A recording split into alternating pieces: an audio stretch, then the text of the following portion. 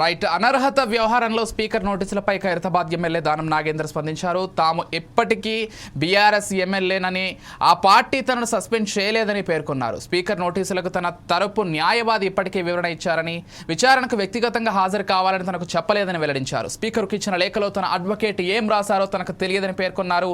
వాళ్ళు తీసుకునే యాక్షన్ బట్టి నా రియాక్షన్ ఉంటుంది, ఎన్నికలంటే నేనేమీ భయపడను అని ఎమ్మెల్యే వ్యాఖ్యానించారు. గారు ఇచ్చిన దానికి మా అడ్వకేట్ ద్వారా మనం రిప్లై పంపించడం జరిగింది. మళ్ళీ నాకు స్పీకర్ నుంచి ఇంకా పిలిపేం రాలేదు.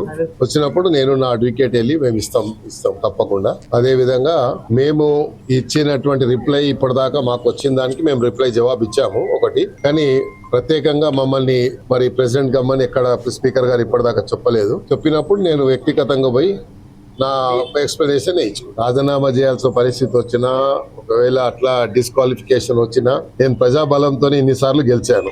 ప్రజల మనిషిని, ప్రజల మధ్యలో ఉండేటోని. ప్రజాబలమే నా బలం. తప్పకుండా నేను అలాంటి పరిస్థితి వస్తే తప్పకుండా మళ్ళీ ప్రజాక్షేత్రంలో వస్తాను, తప్పకుండా మళ్ళీ పోట్లాడతాను. వాళ్ళు బీఆర్ఎస్ వాళ్ళు చెప్పారు, నన్ను సస్పెండ్ చేయలేదు కాబట్టి సస్పెండ్ చేసి ఉంటే వేరే రకం ఉండేది, దానికి రేపు జవాబు వేరే చెప్పేది. కాబట్టి వాళ్ళు ఏ రకంగా జస్టిఫై చేసుకుంటారో దాన్ని బట్టి నా యొక్క రిప్లై ఉంటుంది. స్పీకర్ గారు ఇచ్చిన దానికి మా అడ్వకేట్ ద్వారా మనం రిప్లై పంపించడం జరిగింది. మళ్ళీ నాకు స్పీకర్ నుంచి ఇంకా పిలిపేం రాలేదు.